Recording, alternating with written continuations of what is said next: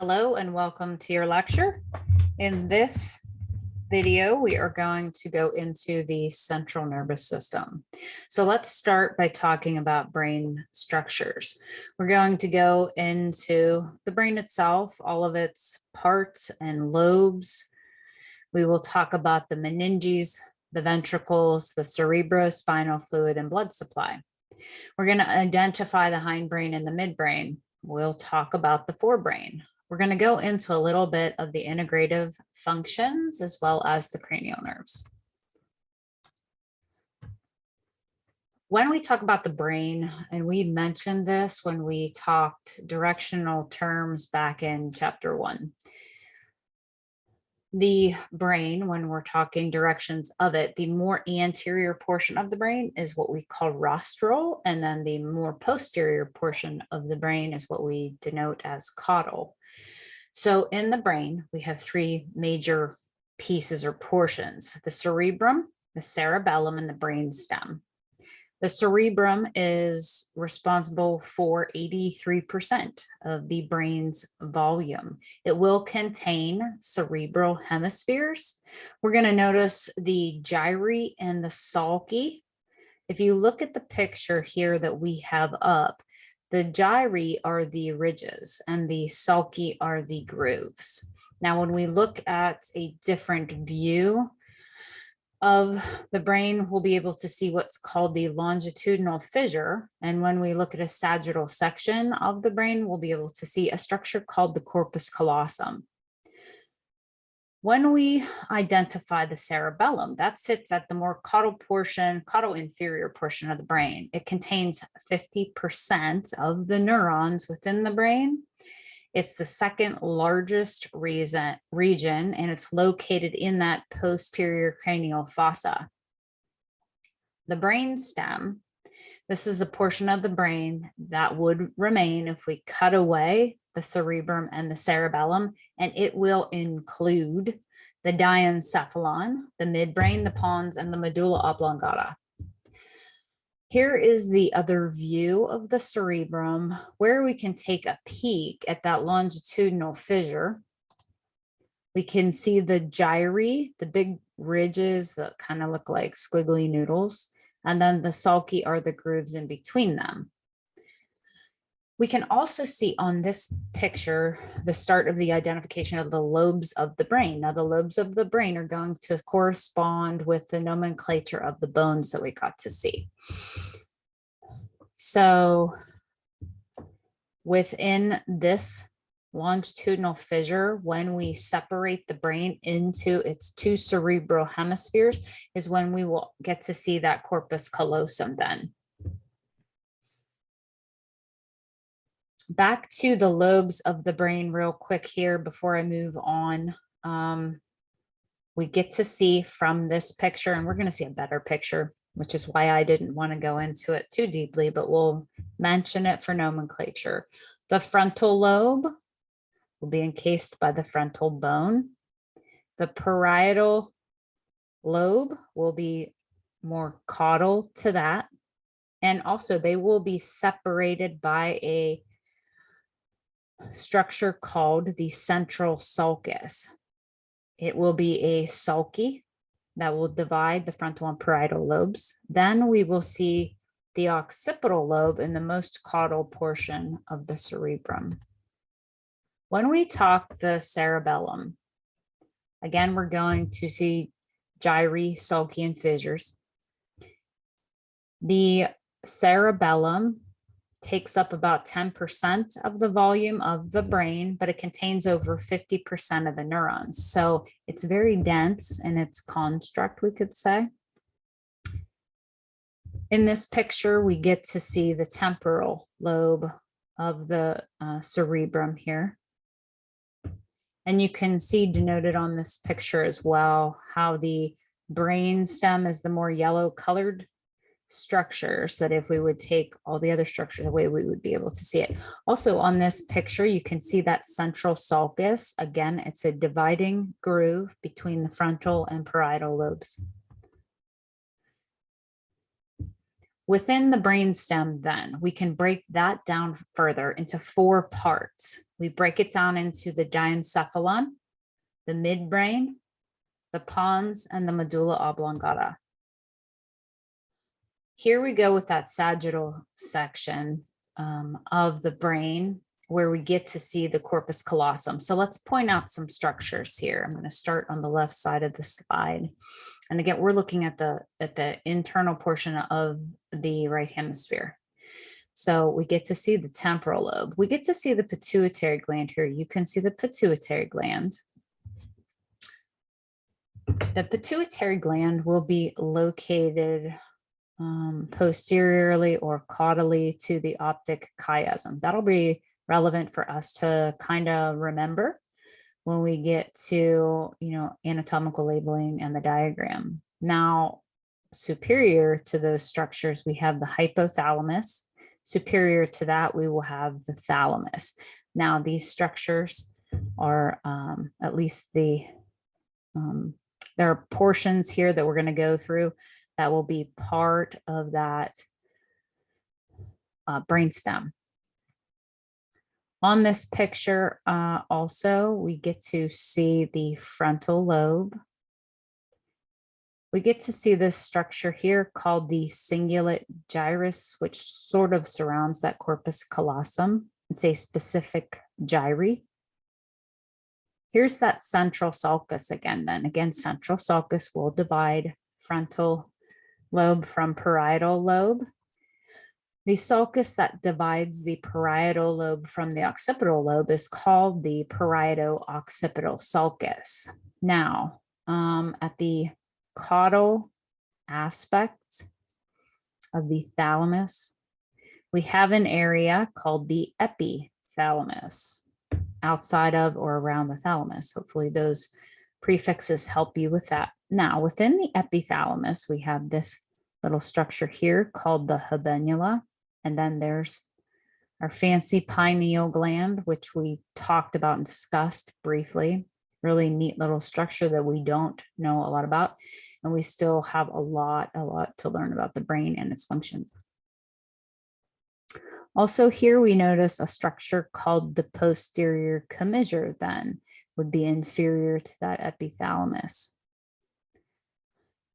The thalamus and everything in this area, if you can see where I'm pointing the arrow, this is really, there's a ventricle in here. A ventricle will be a space where we have cerebrospinal fluid flowing. The cerebrospinal fluid will flow through then, if you can see where I'm taking my arrow, down this structure called the cerebral aqueduct. That'll go through the spinal cord. In the cerebellum, you can see this structure on the inside, and it looks like it's made of a darker tissue and then a lighter tissue running through the center. The structure is called the arbor vitae. Right anterior to the cerebellum, we have the structure called the pons. It's this bubbled out place. The midbrain sits superior to the pons, and the medulla oblongata will sit inferior to the pons. When we talk central nervous system, we have to recognize the presence of gray and white matter. Gray matter in the brain is the location of the cell bodies or the neurosomas. Also will include dendrites and synapses, but it will form the surface layer or the cortex, the outermost portion of the brain. Gray matter will also be responsible for forming the nuclei deep within the brain. So we're going to have some layers of different parts of neurons. Gray matter on the very outer edge of the brain tells us neuron cell bodies are located there primarily. Now, when we come in from that cortical layer, we're going to have what's called white matter. This is bundles of axons. It will lie deep to the gray matter, and it will have, when we look at the different types of matter in the spinal cord, the arrangement will be opposite. So in the brain, we have gray matter on the outside and white matter on the inside. In the spinal cord, it's opposite of that. We would have gray matter on the inside and white matter on the outside. And once you understand what constructs them, which we're learning, that'll make more sense as we go through the functionality of each. So the white matter is pearly white in color from myelin around the neuron fibers. It is composed of tracks. These are bundles of axons that connect one part of the brain to another and to the spinal cord. Okay, the meninges. The meninges, these are three connective tissue membranes covering the brain. They lie between nervous tissue and bone. They help protect the brain. If we understand that nerve tissue does not get an opportunity to reproduce itself, then protecting it will be paramount. So the coverings are the dura mater, the arachnoid mater, and the pia mater.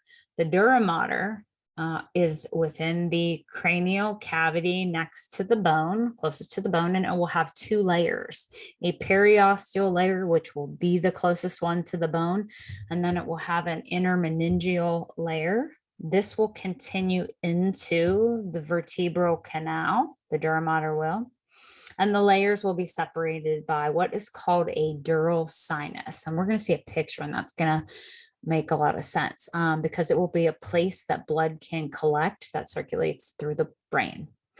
And when we get to the arachnoid mater, it's called that because it's going to have little finger-like projections that are going to look like a spider web. It's going to be a transparent looking membrane over the surface. It will have a subarachnoid space that separates it from the pia mater. The pia will touch the neural tissue directly, and then there will be a subdural space that will separate it from the dura above. Now, the pia mater, this is a very thin membrane that will be right up against the nervous system tissue that will actually dip into the sulci.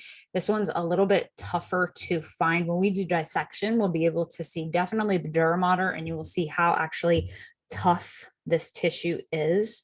Arachnoid mater, you might be able to visualize. And the only way we're really going to see the pia mater, it's really hard to get this to come off of the neural tissue, but we might be able to see it evidenced within the sulci. So here's a great picture that lets us know what I just said. Okay, here's our skull. So our dura mater, which is the membrane covering the brain, but it's closest to the skull, this will have two layers, the periosteal layer, which will touch the bone, and the meningeal layer, which will be the innermost layer. Now here is that space, okay, where we have blood supply between our two layers. And you can see, I want to point out a couple things. Right below that dura mater, we have the arachnoid mater, which will be the pearly white shiny appearance of tissue that we'll be able to see. This arachnoid mater sticks little projections up into the dura mater to like help anchor it into there, and those are called arachnoid villus or villi. Now underneath that arachnoid mater, we have the arachnoid space, and you can see the little projections coming down there too. You can see blood vessels underneath that layer, and then you see the pia mater directly against the brain tissue.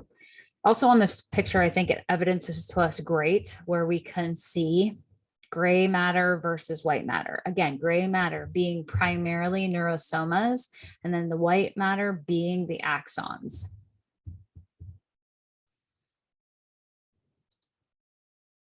When we have a case of meningitis, it's an itis. That suffix should let us know that we have something that's inflamed. So meningitis is the inflammation of the meninges. This is a serious disease when it's regarding infancy and childhood.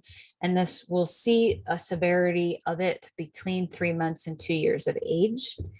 It's generally caused by bacterial or viral invasion of the CNS. And we think, I'm going to say we think that it gets there by way of nose and throat. My bet is there are other methods that it gets through. The pia mater and arachnoid mater are most affected.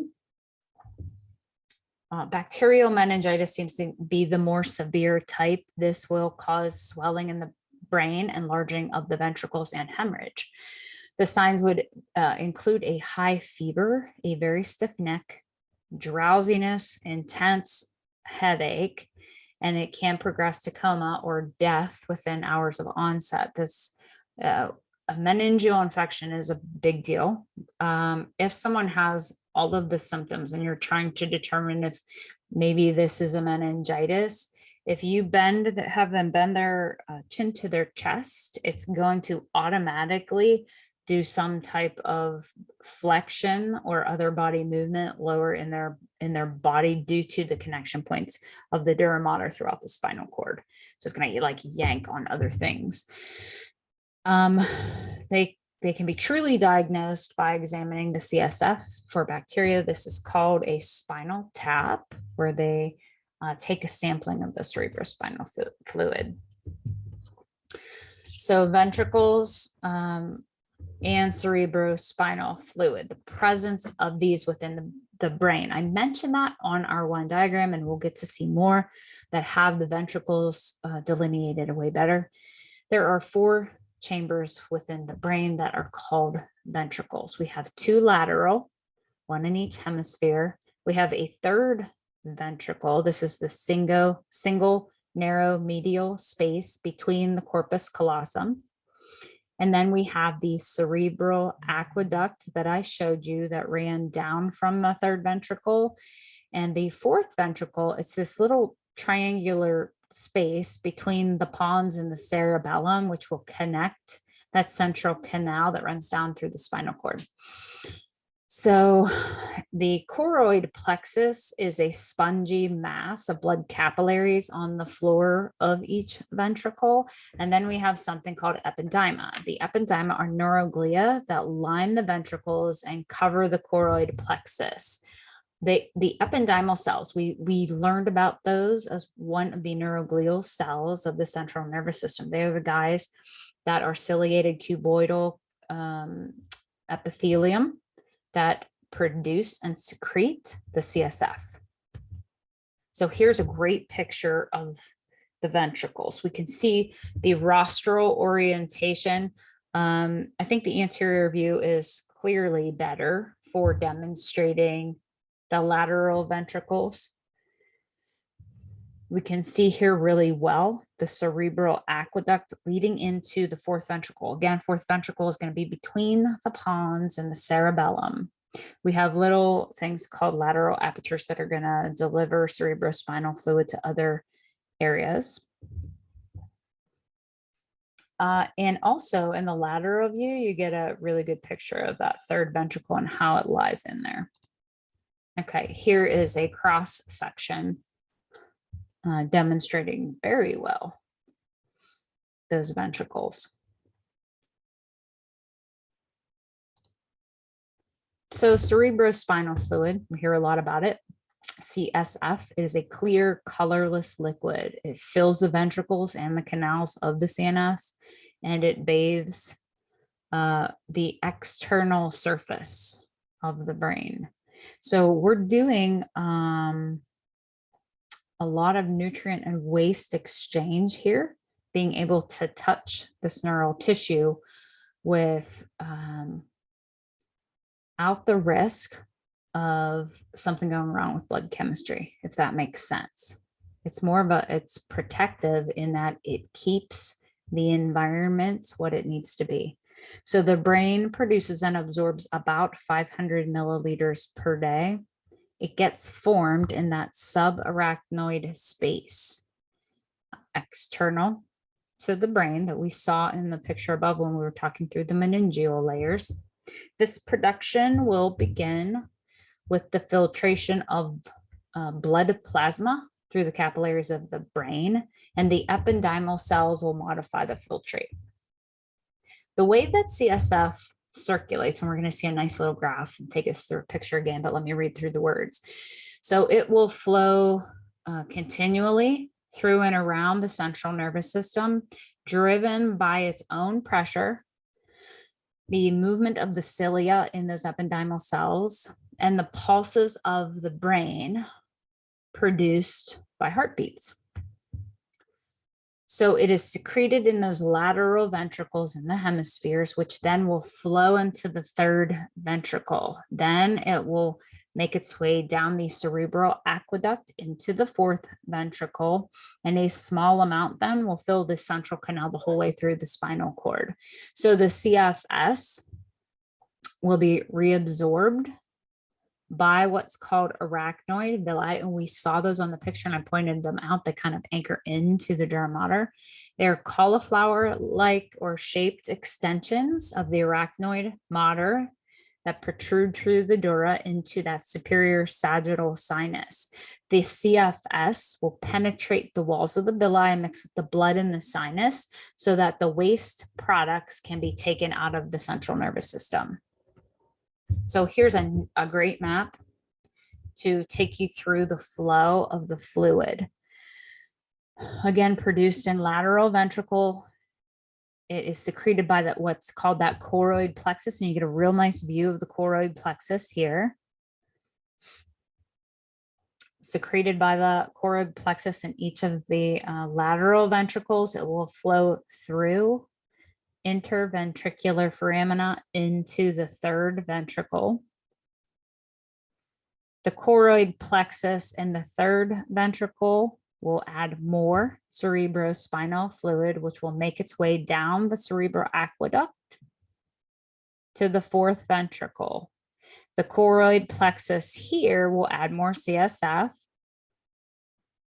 The CFS will flow out two of those lateral apertures that I pointed out on the picture above and one of the median apertures. It will fill that subarachnoid space and bathe the external surfaces of the brain and the spinal cord. When we get to those arachnoid villi up in here, if you can follow my arrow, that's where CFS will make its way and get any waste products will get taken back into the venous supply.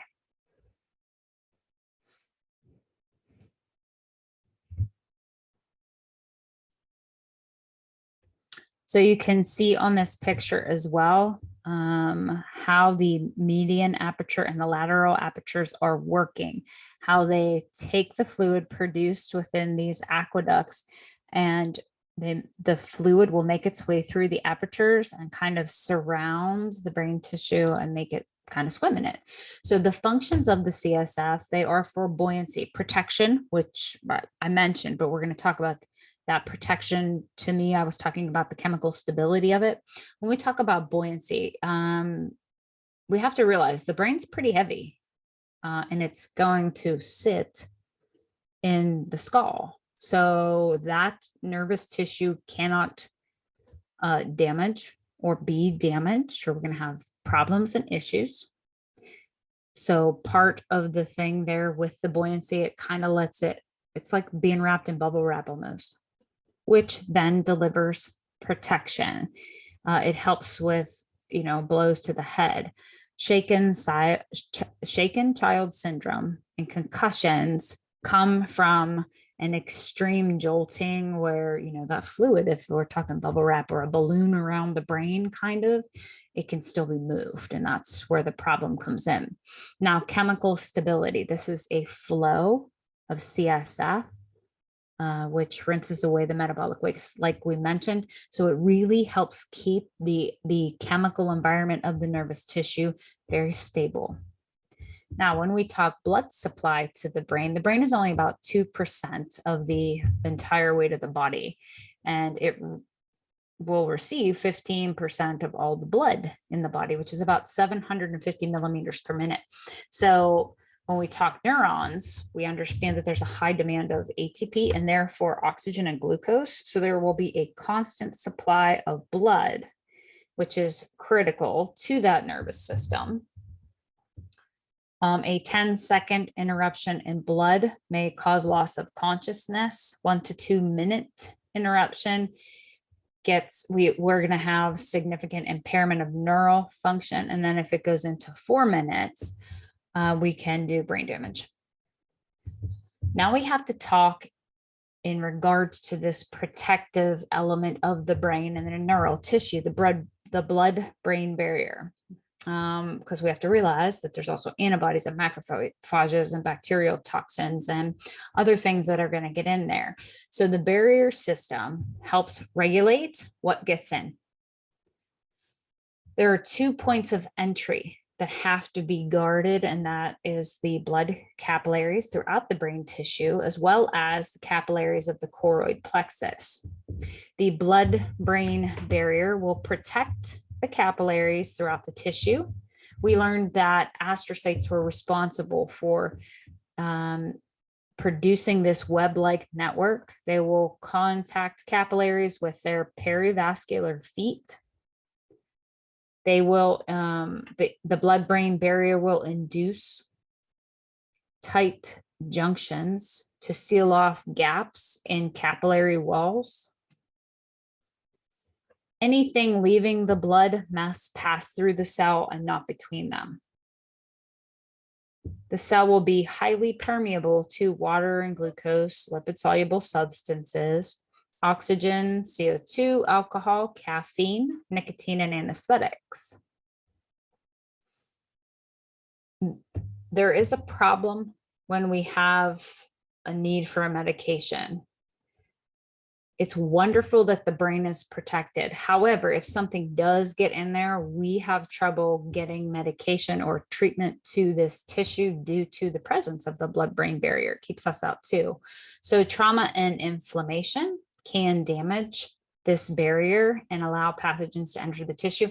And I think that is really a paramount statement, because again, if we talk trauma, it could be, yes, a blow to the head, but an emotional traumatic event can also create a change in neural tissue.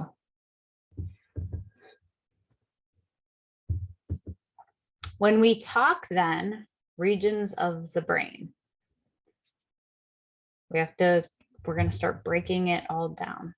The brain stem will be broken into pons, medulla, midbrain, and diencephalon, the cerebellum, and the cerebrum.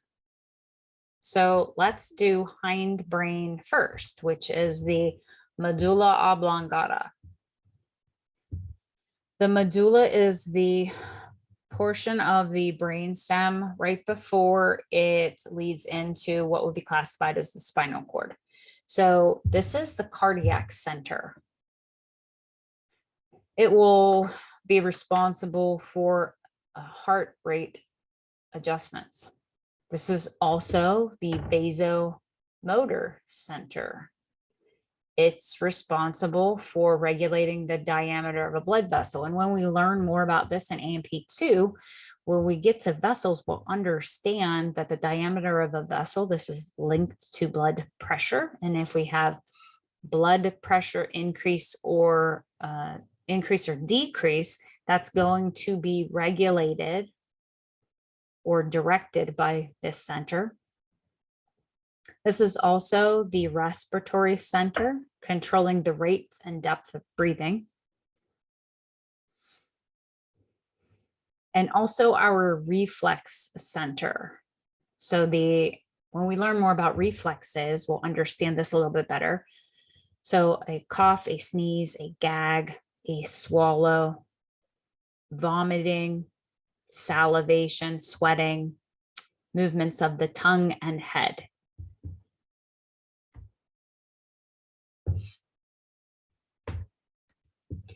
So the medulla and the pons.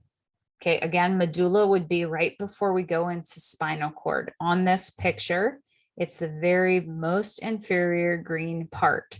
One thing that I want to point out, and I want you to remember, is that these tracks, they look like, I don't know, long ropes on the medulla. These are called pyramids.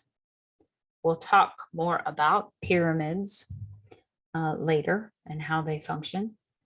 We also, on the medulla, will see a structure called the anterior median fissure. So it's the split right down that anterior portion, and something called, at the very lowest point, a pyramidal decussation.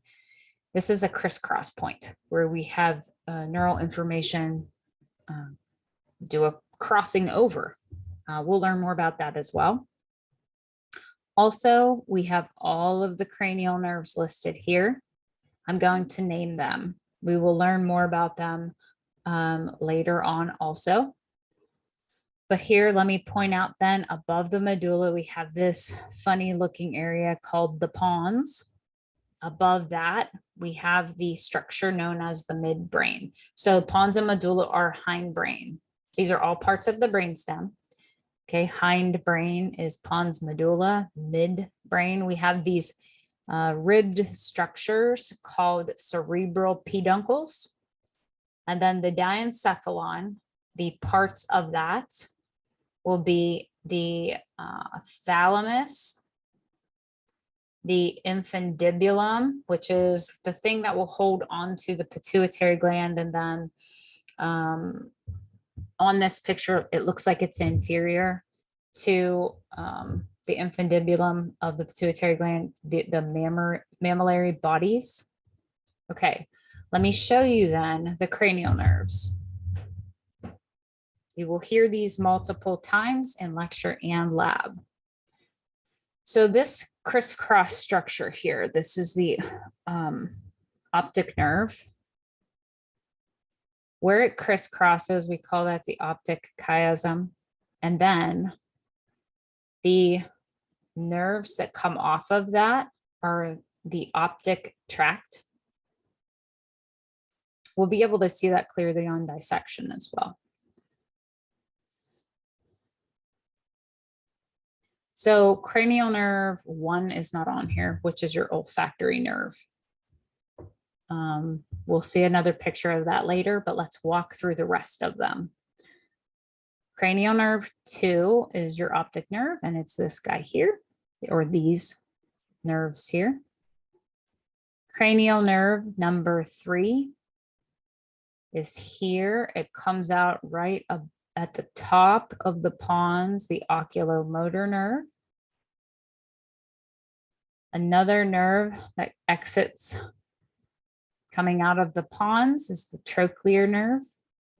As we move inferiorly, we have the biggest cranial nerve called the trigeminal nerve, cranial nerve number 5. Cranial nerve number 6 is called the abducens nerve. It comes out between the pons and medulla.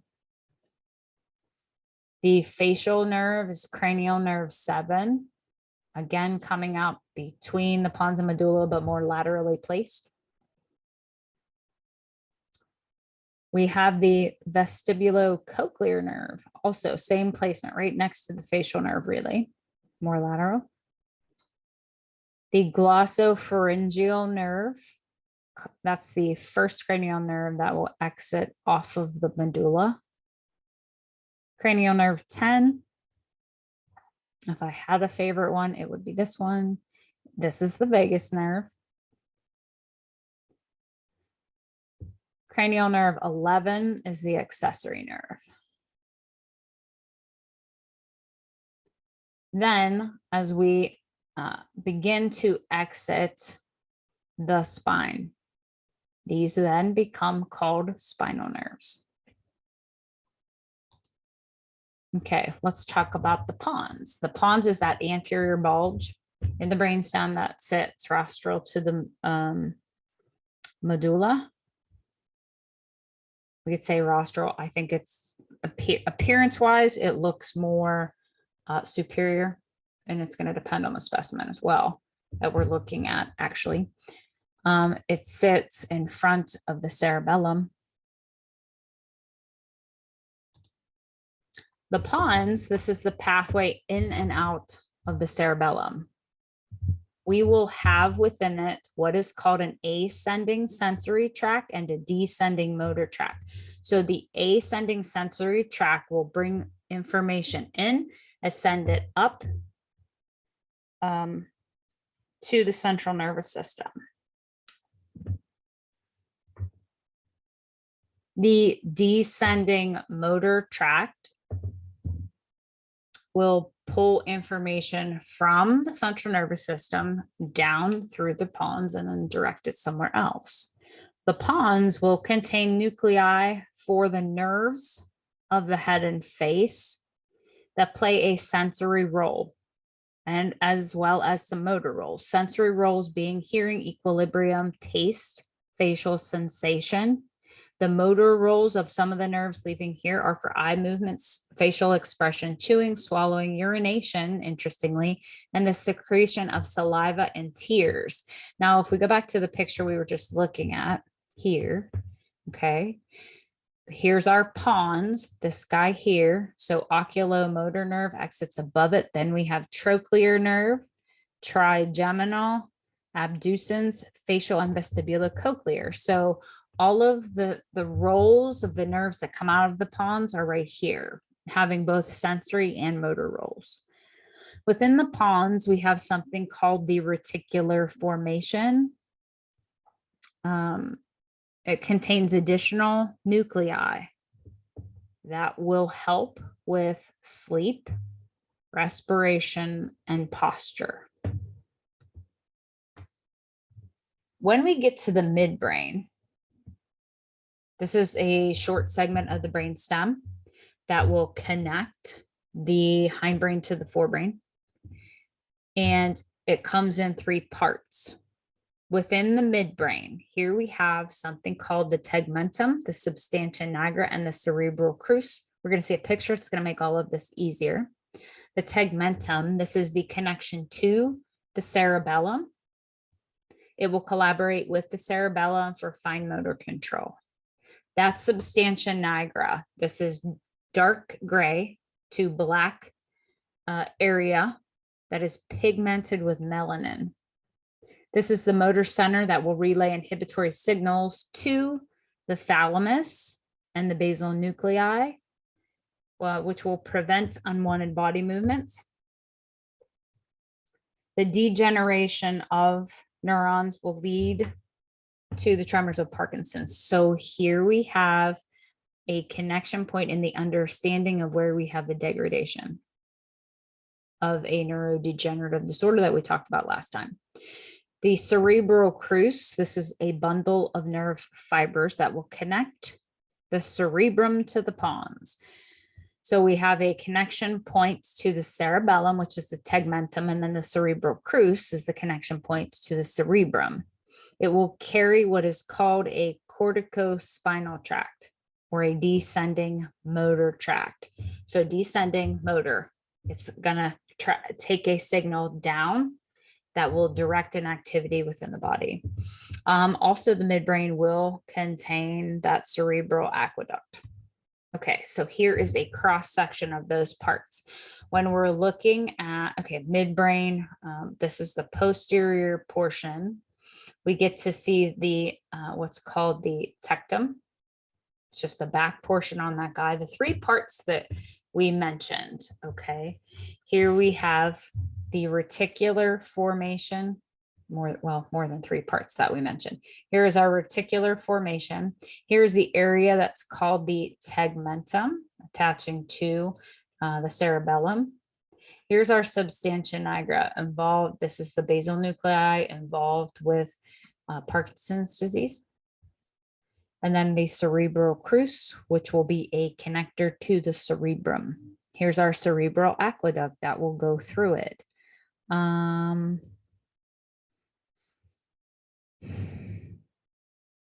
think that's all I wanted to mention. Oh, we can mention the red nucleus as well here.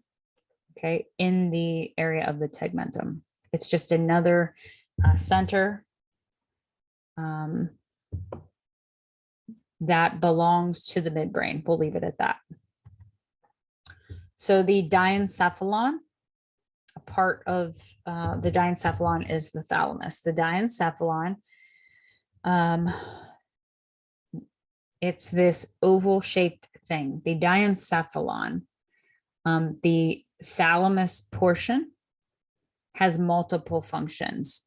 Okay, part of it, and you can look at this chart. I'm not going to read the chart, but it's interesting. Part of it is impacted or related to memory and emotion. Then we have a part that helps with awareness of emotions. Then we have a part of this guy that will send signals from the cerebellum and the basal nuclei to the motor areas of the cortex. Then we have groups or parts of this, again, that will contribute to emotional function of the limbic system. Then we have a part of this that deals with visual signals and auditory signals. So I think this, the diencephalon, we call it the gateway to the cerebral cortex. It is a giant like meeting place of information and input. It plays a key role in motor control, but it's also involved in memory and emotional function. So it is a relay point. It is a point where decisions get to be made upon actions. Okay, another part of the diencephalon is called the hypothalamus.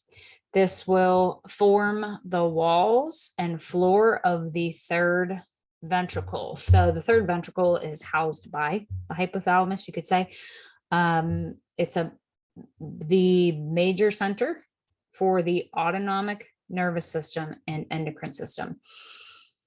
We're going to go into the endocrine system soon, and when we do, a part of that will be a lot of learning how the hypothalamus directly controls the pituitary gland and then the release of certain hormones, getting our body to do certain things. So homeostatic regulation is a key part of what the hypothalamus does, involved with hormone secretions. It will influence heart rate, blood pressure, GI secretions, and motility. Thermoregulation comes from here. Food and water intake, like if we're hungry or thirsty, those senses come from here. Now, keep in mind, this is very closely linked to the thalamus, which is closely linked to not only some motor functions, but a lot of emotional stuff. So if you think about how the emotions could be related to any of these, it's a fabulous way to take that train, I think. Also partly responsible for circadian rhythms, memory, and emotional behavior. Again, there's this giant linkage point to emotions with these brain centers. So anger, aggression, fear, pleasure, and contentment.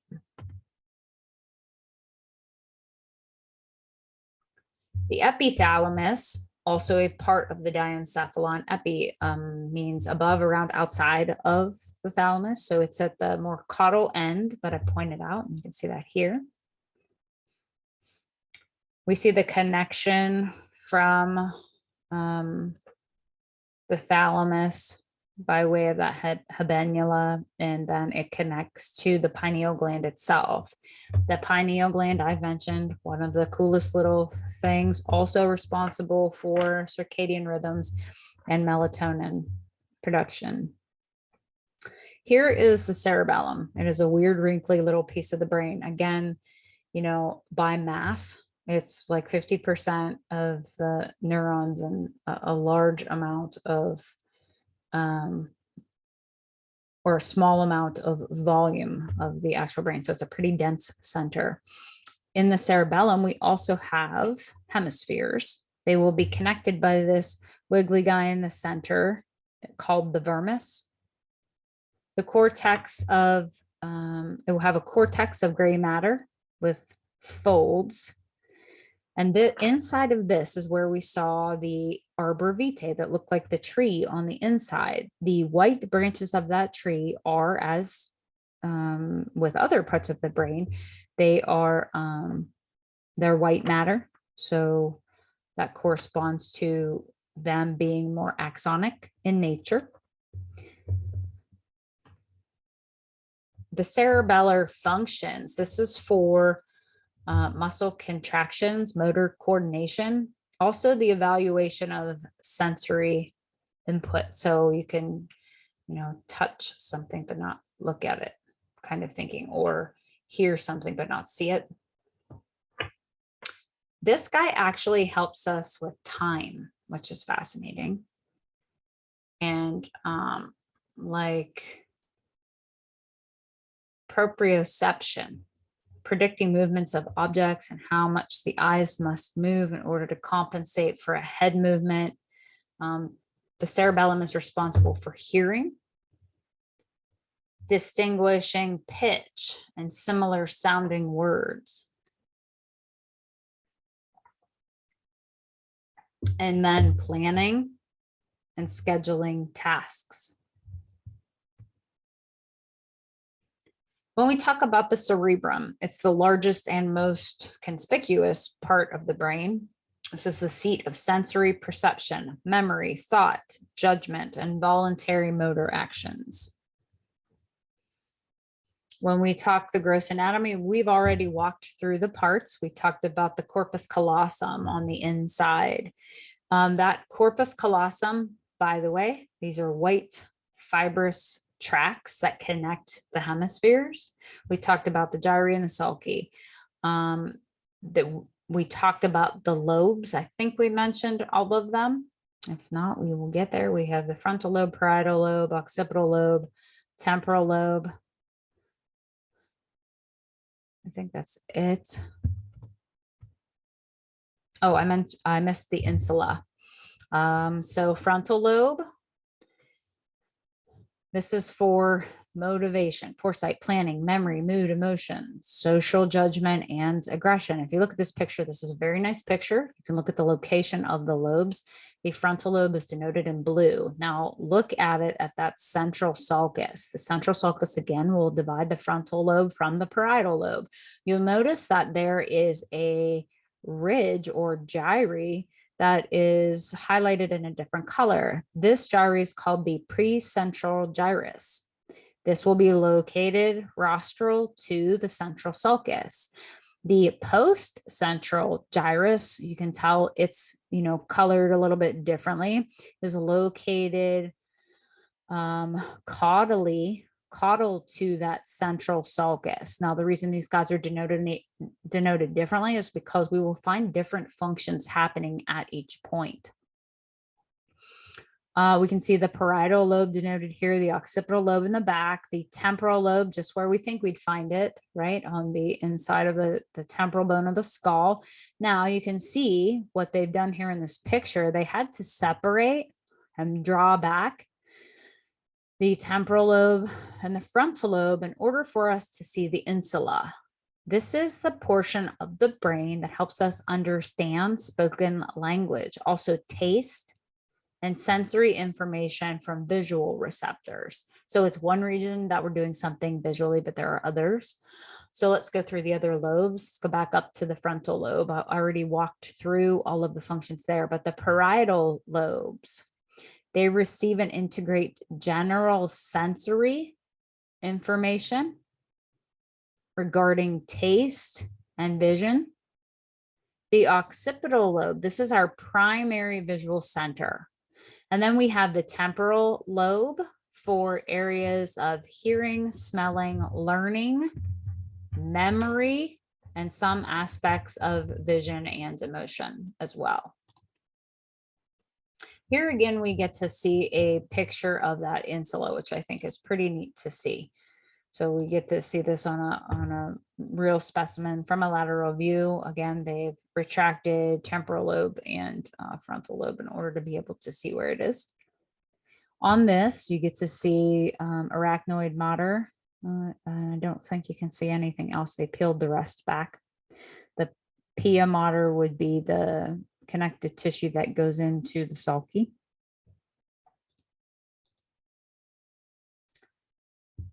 So when we talk the cerebrum, again, most of it will be white matter. Just a thin layer in the cortex of the cerebrum will be the gray matter. White matter is axons. If we know that axons fire, we understand that a lot of neural integration happens in the cerebrum, a lot of connections, a lot of synapses. This is going to make a lot more sense. So the glia and the myelinated neuron fibers will be transmitting signals from one region of the cerebrum to another and between the cerebrum and the lower brain centers. We'll have bundles of neuron fibers within the white matter to form the tracks. Neural integration is carried out in the gray matter of the cerebrum. Within the cerebral cortex, the layer, in this layer, the covering and the surfaces and the hemispheres, only about 2 to 3 millimeters thick. The cortex constitutes about 40% of the mass of the brain and contains 14 to 16 billion neurons. Now, here's an example of when we get into the basal nuclei. Remember, the basal nuclei hold some neuron cell bodies. These are masses of cerebral gray matter buried deep in the white matter. This is lateral to the thalamus. They receive input from that midbrain, and we walk through the centers of the midbrain and the motor areas of the cortex. It will send signals back to both of these locations that are involved in motor control. When we talk about higher brain functions, I think we hear this in regards to humanity a lot. This is sleep and memory and cognition and emotion and sensation and motor control and language. We say that this involves an interaction between cerebral cortex and basal nuclei, the brainstem and the cerebellum. So there's a really intricate intertwining of functions that happen. So the functions of the brain do not have easily defined anatomical boundaries. They will have integrative functions of the brain focused mainly on the cerebrum, but they'll involve combined actions of multiple brain levels. I think that makes sense. And I think we probably already knew that. Now, when we get into general senses, this would be somaesthetic, somatosensory, or somatic senses. These guys are senses distributed over the entire body and have a relatively simple pathway or way that they do. So this is touch, pressure, stretch, movement, heat, cold, and pain. We consider these general sensory functions. There will be ascending tracks that will bring this information from the receptors to pick up the information and take it to the higher brain centers for interpretation and integration. The thalamus, remember, part of the diencephalon, will process the input and then selectively tell it where to go to the primary somaesthetic cortex, which is in the post-central gyrus of the parietal lobe. So again, the body is picking up information. It's going to ship it through an ascending tract. Say it's coming from your finger. It'll go through a nerve, hit your spinal cord, go up an ascending tract, make it to the thalamus portion of the diencephalon, be processed within what's called the somaesthetic cortex. This is located within the post-central gyrus. Remember the ridge that I pointed out? It's colored purple on the previous slide, and we're going to get to see it again. This has a specific function. It's been, this signal's been directed to that place for a reason. Because of something called decussation, the right post-central gyrus receives input from the left side of the body and vice versa. And I think we've probably heard that somewhere along the line. They crisscross over and get processed on the opposing sides. Then we have to talk, when we're talking about general senses, something called a sensory homunculus. This is a map. It's a weird looking map, and we're going to look at it. It's an upside down sensory map of the contralateral side of the body. It's how the information's coming in, gets to the diencephalon or the thalamus, gets shipped to one of these areas for then interpretation and integration further, and then something will happen from that space. So the sensory homunculus looks like this. This is a diagram of the primary somaesthetic cortex. So the cortex of the brain. It's somesthetic, meaning it's general senses. It brought sensory information into this part of the brain.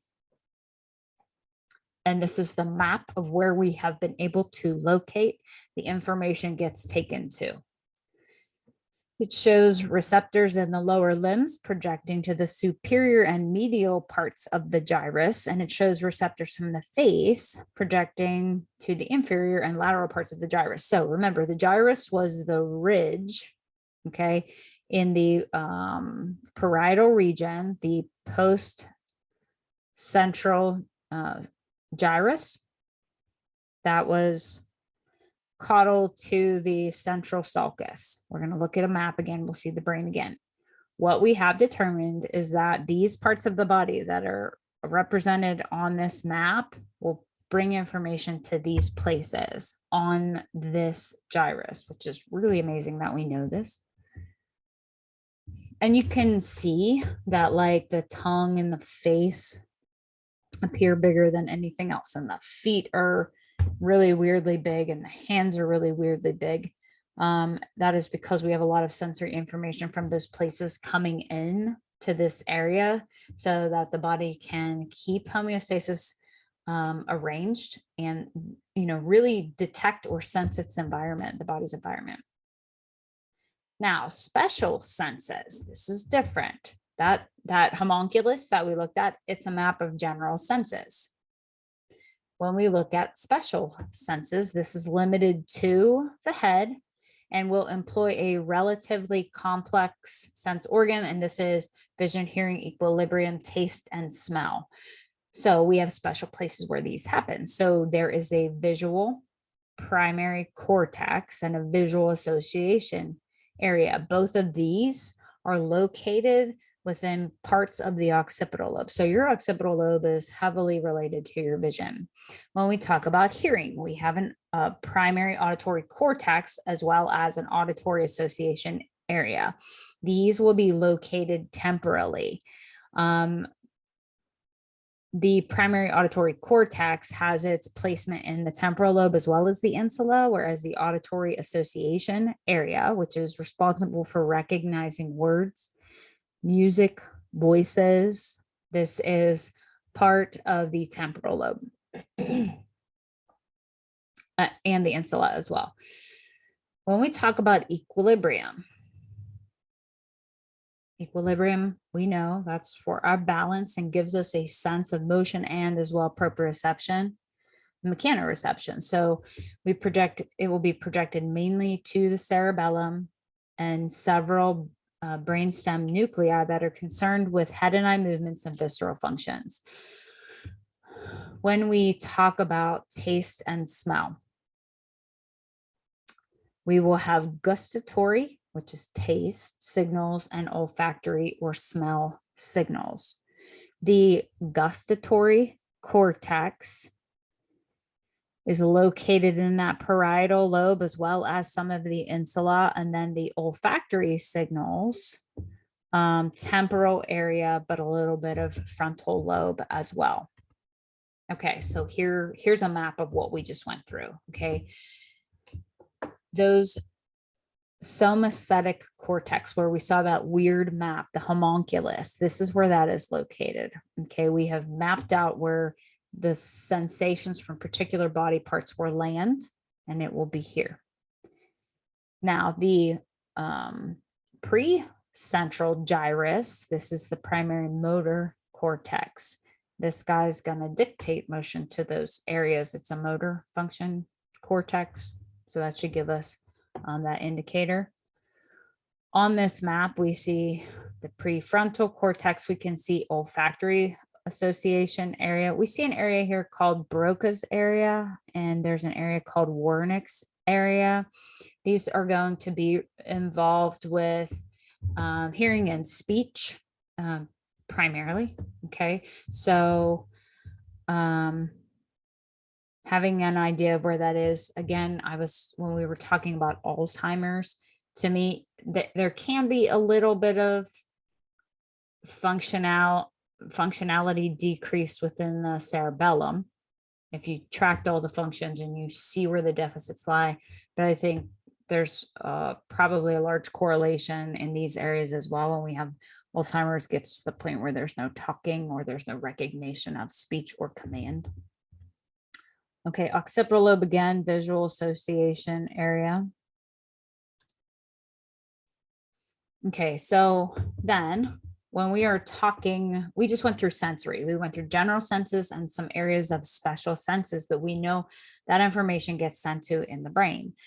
Now, when we talk motor control, us telling the body what to do or the brain telling the body what to do, this is the intention to contract a muscle or begin in this action will begin within the motor association or premotor area of the frontal lobes. This is where we plan our behavior, where neurons compile a program for a degree and sequence of muscle contraction required for an action. The program transmitted to the neurons of the precentral gyrus, I already mentioned that, was that primary motor area on the map that we saw previously. The neurons will send signals to the brainstem, the spinal cord, ultimately resulting in a contraction. Now, just like we saw the sensory homunculus of the post-central gyrus, we are going to see a motor homunculus in the precentral gyrus. And here you go. Very similar to the other one. We see that we have a lot of control of, in this picture, our eyes are closed, right? So we're not seeing. We're probably moving eyes, closing eyelids. The lips and mouth look really big. So motor function of them might be for chewing or talking, if you can understand where I'm going with this. The tongue, the pharynx, swallowing stuff, hands and fingers.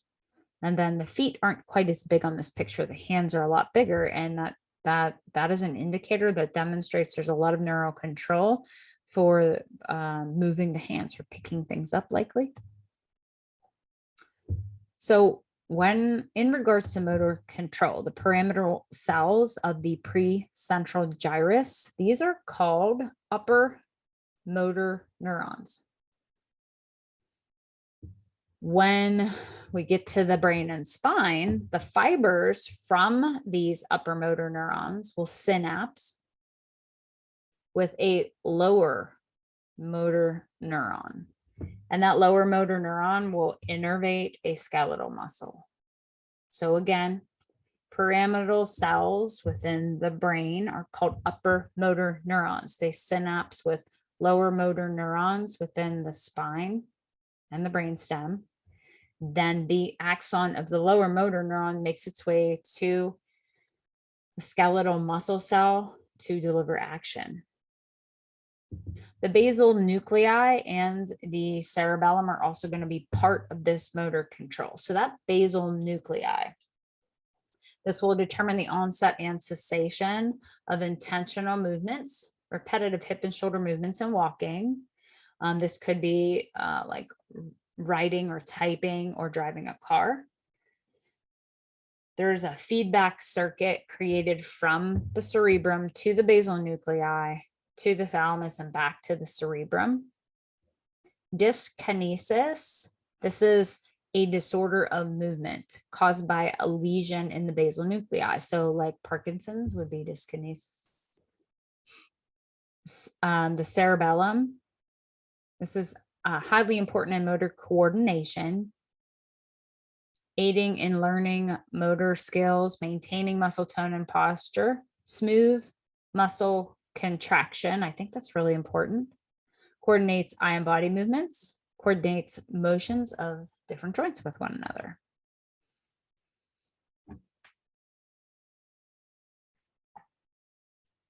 Okay, when we get into cranial nerves, the cranial nerves primarily are going to regulate functions within the head and neck, all except for the vagus nerve.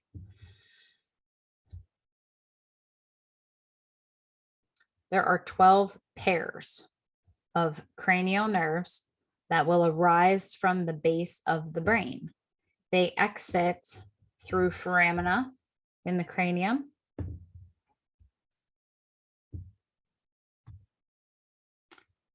When we're talking cranial nerves and their particular pathways, if a cranial nerve has a motor fiber, it will begin in the nuclei of the brain stem and lead to its effector. If a cranial nerve has a sensory fiber, it will begin in a receptor located mainly in the head and neck and lead mainly to the brainstem. Most cranial nerves will carry fibers between brainstem and the ipsilateral receptor and effector. There will be a lesion in the left brainstem that causes sensory or motor deficit on the same side. When we're classifying cranial nerves, we will have three categories: motor, sensory, and mixed. So our sensory cranial nerves will be 1, 2, and 8. Our motor cranial nerves will be 3, 4, 6, 11, and 12. And a mixed cranial nerve example would be 5, 7, 9, and 10. Okay, so here is a picture of our cranial nerves, both in nice little photographs as well as dissected specimen. So we can see on this picture, which we couldn't see on the picture of the brain previously, we have our olfactory nerve. Here is the olfactory bulb and the olfactory tract. Here we have our optic nerve, cranial nerve 2, the optic chiasm, and then our optic tracts. Here we have cranial nerve 3 coming out above the pons, the oculomotor nerve. Cranial nerve 4 is the trochlear nerve. Cranial nerve 5 is the trigeminal nerve. The trigeminal nerve has 3 branches off of it, and it's coming off the pons. Cranial nerve 6 is the abducens nerve, comes out between the pons and medulla. Then if we move laterally, we have 2 branches to the facial nerve, and then which is cranial nerve 7, and then the vestibular cochlear nerve, which is cranial nerve 8. Cranial nerve 9 is the glossopharyngeal nerve. Vagus nerve, it's cranial nerve 10 right here. If you can see where I'm pointing here. Sorry, that wasn't clear the first time. The hypoglossal nerve is cranial nerve 12, and then the abducens, or I'm sorry, accessory nerve is cranial nerve 11. Okay. So here we get an example of seeing cranial nerve 1, the olfactory nerve. We get to see the bulb, the tract. Here's that cribiform plate of the ethmoid bone. We mentioned that we had olfactory foramina running through it, the little holes in the bone. That was for these nerve fibers to come through that will make contact with the nasal mucosa. When we talk cranial nerve 2, which is the optic nerve, we can see the eyeball. The optic chiasm is where they cross. The tract will come off of that and lead to the visual centers within the occipital lobe. The optic nerve, I think we understand, provides us vision. The oculomotor nerve, this is cranial nerve number 3.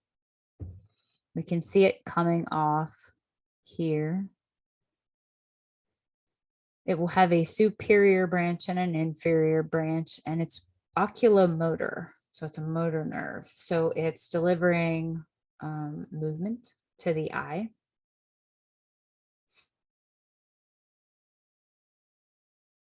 Here we can see that the oculomotor nerve runs through the superior orbital fissure. If you remember that from bones, that is the slit in the back of the socket that is within the sphenoid bone. This will control muscles that turn the eyeball up, down, and medially, as well as controlling the iris lens and upper eyelid. This damage to the sky will cause drooping eyelid, dilated pupil, double vision, and difficulty focusing and inability to move the eye in certain directions.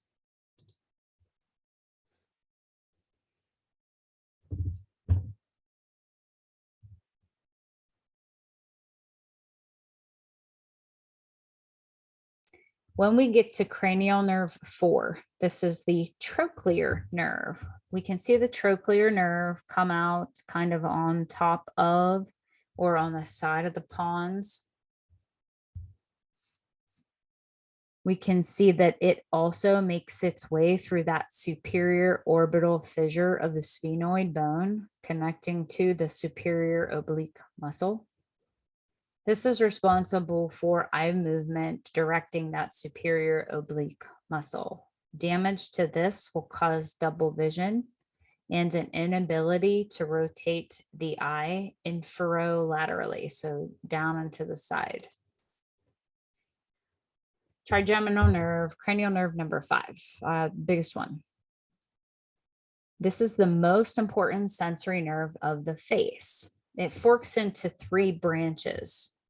It will have an ophthalmic division, a maxillary division, and a mandibular division.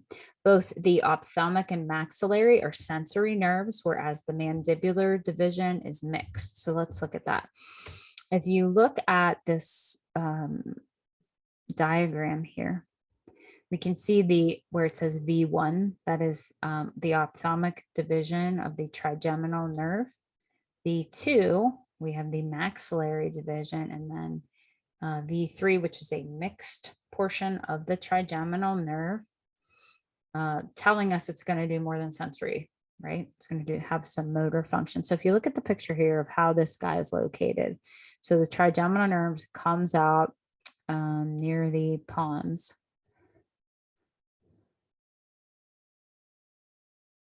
We can see that it branches into its relative divisions. Okay, V1, or the ophthalmic division, is going to be the sensory portion for around the eyes and maybe part of the nose. V2, the maxillary division, the upper, like the upper lip or the teeth. Sensory. Now, when we get to V3, or the mandibular division, this is going to have a lot of function in chewing and working the jaw. So the anterior trunk of V3 will go to the muscles for chewing. So part of that will be the temporalis muscle, the lateral pterygoid, the medial pterygoid, the masseter, and the anterior belly of the digastric muscle. Now, this trigeminal nerve will make its way through portions of the sphenoid bone as well. The foramen ovale is one of them, coming off the branch of that pons. Now, when we get to cranial nerve number 6, the abducens nerve. The abducens nerve will come between the pons and the medulla. It will make its entrance through the superior orbital fissure, contacting the lateral rectus muscle. So this is going to help move the eye laterally. So damage to this nerve, we'll see the inability to rotate the eye laterally, and at rest to rotate the eye medially. Cranial nerve 7. This is the facial nerve. The motor portion of this nerve helps with facial expression, salivary glands, tears, nasal and palatine glands. The sensory portion will have an impact on the taste of the anterior 2/3 of the tongue. Damage will produce sagging facial muscles and a disturbed sense of taste. So Anterior two-thirds responsible for tasting sweet and salty. You're not going to be able to do that.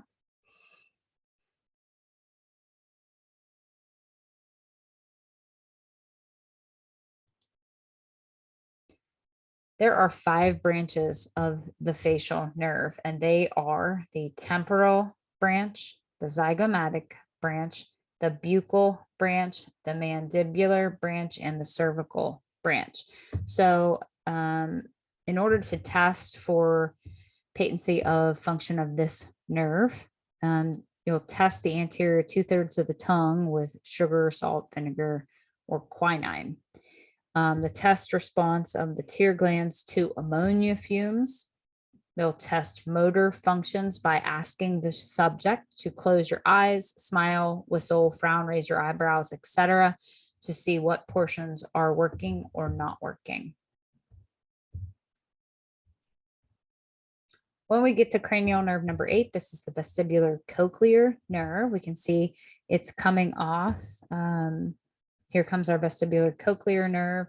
It will branch into the vestibular portion and the cochlear portion, going to those pieces of anatomy relatively. So this is the nerve of hearing and equilibrium. Damage will produce deafness, dizziness, nausea, loss of balance, and nystagmus. So nystagmus is when your eyes will wiggle. This can be a neurological deficit of the vestibular cochlear nerve. The glossopharyngeal nerve, cranial nerve number 9. Glossopharyngeal, hope those words give you an indicator of where we are in the body. If not, hopefully after this they will. Okay, when we see the word glosso, we're talking tongue. Pharyngeal, that's our throat or a piece of our throat. So this will be involved in swallowing, salivation, gagging, control of blood pressure and respiration. And also the sensations of the posterior 1/3 of our tongue. So we have the glossopharyngeal nerve exit between the pons and the medulla. So you can see how it branches off here and controls muscles of the throat. And again, we can see the nerve going to the tongue. So damage will result in the loss of bitter and sour taste, which is what's responsible for the or what we can taste on the back 1/3 part of the tongue. Now, cranial nerve number 10 is the vagus nerve. This has the most extensive distribution. This is the one that will exit near the or between the pons and medulla through the jugular foramen. It will have a branch called the pharyngeal nerve. It will have a branch called the laryngeal nerve, a branch going to the carotid sinuses, and then we have the branch continuing down to the heart, the lungs, the stomach, the liver, the spleen, the kidneys, the intestines. So it will function in swallowing and speech and regulation of our organs.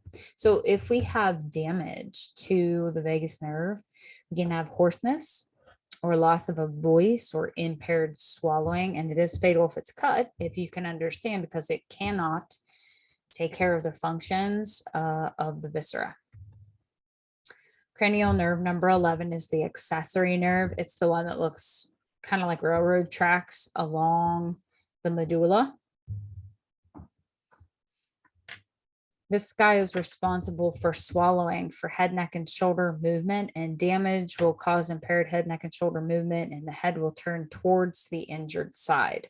So you can tell a lot by a person on what nerve root they have damaged by certain neurologic function tests. So when we go to our practitioner and they have us, stick out our tongue and stuff like that, and watching our eyes move and having us move our head and stuff like that, they're evaluating neurologic function to see if we have any lesions or we have any damage. So I want you to pay attention here on this picture. I think this is relevant. The accessory nerve,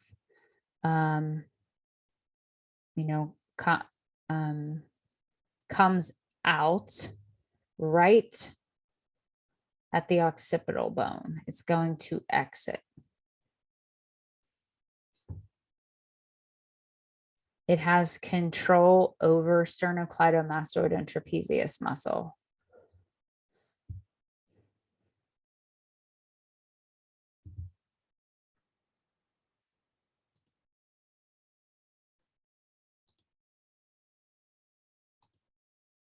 When we get to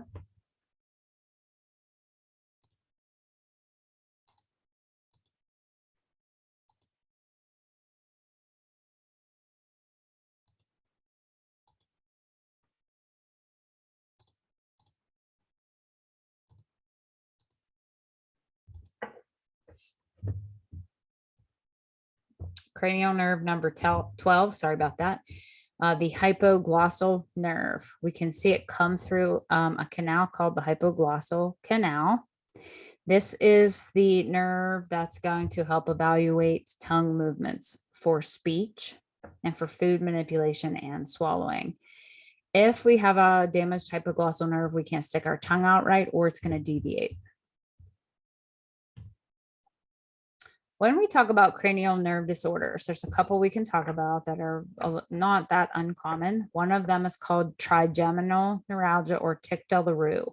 This is intense stabbing pain in the trigeminal nerve area. Remember, trigeminal nerve was a big nerve, had 3 branches, 2 sensory, 1 motor. So it's operating a lot of sensory stuff on our face, including the maxilla. But when it gets to the mandible, it's involved in chewing. So pain can be triggered by touch or drinking or washing your face. They may be able to treat that with cutting a nerve. Now, when we talk about Bell's palsy, this is a degenerative disorder of a facial nerve caused by the paralysis of facial muscles on one side. So this mimics a stroke, and it can be really scary for someone going through it. I've seen it triggered by a viral infection. It may be abrupt, but it will recover in 3 to 5 weeks. Okay, so that was an overview of our brain and some brain structures. We'll continue with the rest of neurology on the next one.